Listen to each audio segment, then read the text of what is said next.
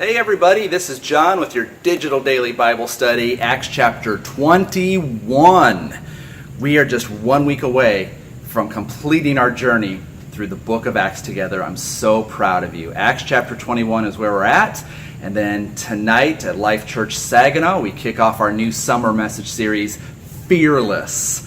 And then tomorrow, Sunday morning, in Midland and Saginaw, we continue kicking off our new summer message series at 10, 11:30. It's going to be awesome. Don't miss out on Fearless.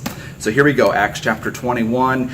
It really zeroes in now on the final moments of Paul's life. Sort of like how in the Gospels, it really zeroes in towards the end on the final moments of Jesus' life. Jesus is being led to the cross to die. So now also in the Acts of the Apostles, in chapter 21, we're going to really micro-focus on the Apostle Paul, the great writer of so many letters in the New Testament and the great church planter. Now begins the drumbeat towards his eventual execution in Rome. Kind of a downer, right? But Jesus didn't promise rainbows and sunsets and Skittles and unicorns. Jesus said a slave is not greater than his master. And if Jesus is our master and he had to die, see where we're going? So here we go. Acts chapter 21. Paul is continuing his goodbye tour. And when you get to Acts 21, picking it up in verse 10, a prophet named Agabus came down from Judea. He took Paul's belt, tied his own hands and feet with it, so he's going to prophesy. And the prophet says this to Paul. He says, "The Holy Spirit says, in this way the Jews of Jerusalem will bind the owner of this belt and will hand him over to the Gentiles." Now, number one, why does he bind himself? That's an Old Testament prophet move. When you read about Elijah and Elisha, Jeremiah, Isaiah, they're always doing crazy things like shaving their heads. Hosea, he has to marry a prostitute. God will do these really in-your-face types of moves to grab people's attention. And so this prophet, Agabus, he is going Old Testament prophet with Paul and saying, you see how I'm all bound up like Houdini or like David Blaine? Same thing's going to happen to you, Paul. The Holy Spirit says you're going to get bound up and you're going to die. So have fun in Jerusalem. Send me a postcard, right? All of us, we would turn tail and run if we knew that doom awaited us, but not Paul.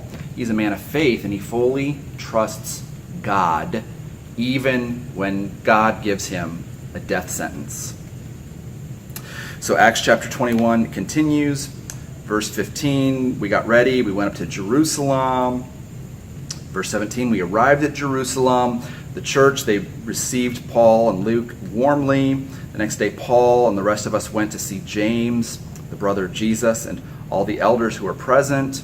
And Paul greeted them, and he shared all these awesome stories of what God was doing among the Gentiles through his ministry. And so people love hearing stories of life change. That's why we celebrate baptisms. Our next big baptism bash is coming up on Sunday, July 15th. It's going to be really cool. We're going to have one gigantic worship experience at our Saginaw campus outside. So write it down. Sunday, July 15th, everybody's coming to Saginaw campus. Bring the whole family together. Bring your own lawn chairs. Bring water bottles. No kids ministry that day. We just want everybody together to celebrate a ton of baptisms and then to eat some good barbecue together. Because that's what you see here in Acts 21. That's what Paul's doing, sharing stories. And so he's talking about what God has been doing. And then you get down to verse 27. Paul starts heading out to the temple, and some people in the crowd get angry, and they stirred up the whole crowd, and they seized Paul, shouting, "Men of Israel, help us. This is the man who teaches all men everywhere against our people and our law in this place. And he's defiled this holy place." So they're saying lies about Paul and his ministry. They're trying to discredit him to squash out the movement of Jesus. That still happens today. That's why I always say, when people say silly stuff and make off-the-cuff comments on Facebook about me or about our church, just ignore it. Don't feed the fire. Critics are arsonists. They don't want to debate. They just want to burn your platform. So don't feed the fire.